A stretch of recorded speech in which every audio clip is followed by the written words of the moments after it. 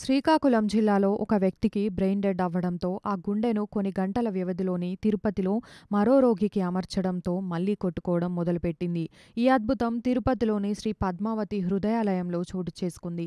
తాజాగా గుండె మార్పిడి ఆపరేషన్ను తిరుపతిలోని శ్రీ పద్మావతి చిన్నపిల్లల హృదయాలయం వైద్యులు విజయవంతంగా పూర్తి చేశారు. అయితే తాజాగా నిర్వహించిన గుండె మార్పిడి శస్త్రచికిత్సతో వాటి సంఖ్య 10కి చేరింది. తెలంగాణ రాష్ట్రంలోని రంగారెడ్డి జిల్లా వనస్థలిపురానికి చెందిన 11 ఏళ్ల లహరి అనే చిన్నారి గుండె సమస్యతో బాధపడుతోంది. అయితే ఈ చిన్నారికి గుండె మార్పిడి తప్పనిసరి అని వైద్యులు గుర్తించారు. అయితే గుండె మార్పిడి కోసం జీవన్ దాన్ పోర్టల్లో ఆమె పేరు నమోదు చేసుకుంది. ఈ సమయంలో వైద్యులు ఆ చిన్నారిని శ్రీ పద్మావతి చిన్నపిల్లల హృదయాలయంకు రిఫర్ చేశారు. ఈ సమయంలో నవంబర్ 6న ఇక్కడ వైద్యులు పరీక్షించగా ఈ సమయంలో శ్రీకాకుళం జిల్లాకు చెందిన 50 ఏళ్ల వ్యక్తి బ్రెయిన్ స్ట్రోక్కి గురి కావడంతో కుటుంబ సభ్యులు అతని అవయవదానానికి ముందుకు వచ్చారు.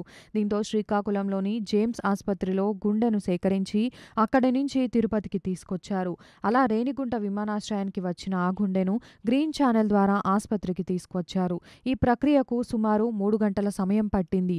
ఈ సమయంలో అప్పటికే ఆపరేషన్ థియేటర్లో సిద్ధంగా ఉన్న డాక్టర్ శ్రీనాథ్ రెడ్డి, డాక్టర్ గణపతి ఆధ్వర్యంలో ఆ బాలికకు విజయవంతంగా గుండె మార్పిడి శస్త్రచికిత్స నిర్వహించారు. ఈ వీడియో కనుక మీకు నచ్చినట్లయితే లైక్, షేర్ అండ్ సబ్స్క్రైబ్.